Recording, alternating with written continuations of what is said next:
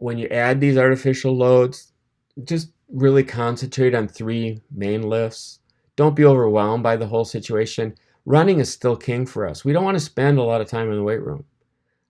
We want to do what we need. Most of it's going to be um, uh, on the neuromuscular continuum. Most of it's going to be neural. So we don't want to spend much time in there. So concentrate on 3 lifts or less. Stress the prime movers. And the prime movers for running is the hips and below. I mean, you don't have to bench press. You don't have to military press. You just don't have to go to a lap machine. You don't have to do those things.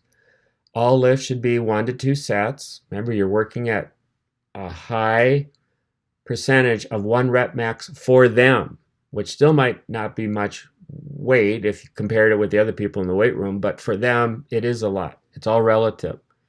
Repetitions 3 to 5%. We're not trying to exercise to failure. And just keep in mind again, high weight, low rep is much less for a distance runner than another guy in there lifting that's a regular weightlifter. We just don't have a high rep max on these kids. And then add some simple ancillary work as well. As long as you're in the weight room and you've got access to the artificial loads, add them. So here's what I recommend is teach the hang clean, squat, and a form of the deadlift. It might be the Romanian deadlift. It might be a regular deadlift, whatever deadlift you decide. I like the deadlift because it brings a little bit more hip in. The squat is definitely the 3 extender group. The deadlift concentrates a little bit more on the hip. And then the hang clean is just a little bit better for an endurance runner than picking the bar off and the plates off the ground just to start from the hang position.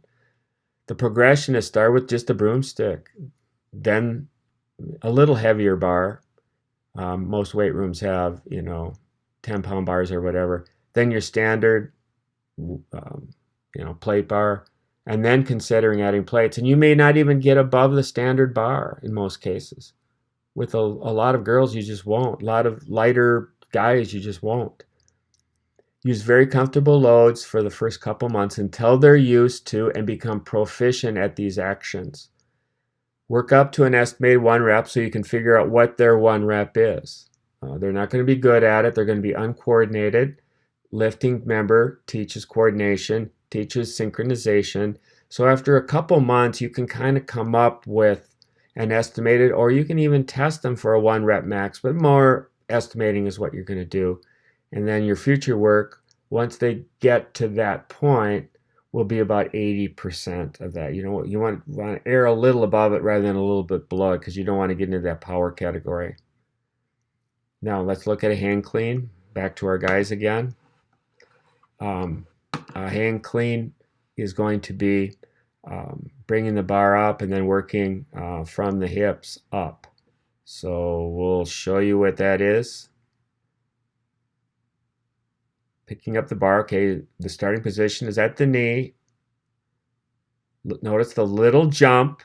The little jump needs to be there as the bar follows up the thigh, and then the little jump in conjunction with the upper body movement moves it up to the shoulder.